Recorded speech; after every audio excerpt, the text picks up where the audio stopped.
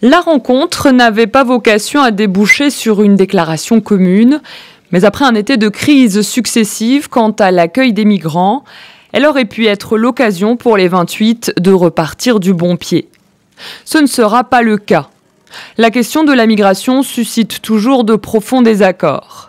D'un côté, des pays comme l'Autriche, la Hongrie et l'Italie refusent d'accueillir des réfugiés et souhaitent externaliser les demandes d'asile. De l'autre, Berlin, Paris ou encore Madrid veulent maintenir les mécanismes de solidarité. Sur le volet sécuritaire, un objectif semble toutefois unir les États membres, celui de tarir le flux des arrivées.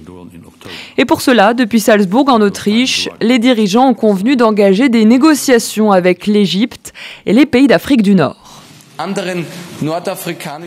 L'Égypte et les pays d'Afrique du Nord peuvent devenir d'importants partenaires qui nous aideront à empêcher les bateaux de migrants d'arriver en Europe et après leur sauvetage, ils pourront être redirigés vers les pays de transit.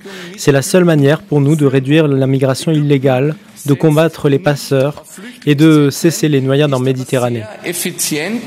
Depuis le pic de la crise migratoire en 2015, l'Union européenne a déjà conclu des accords avec la Turquie et la Libye.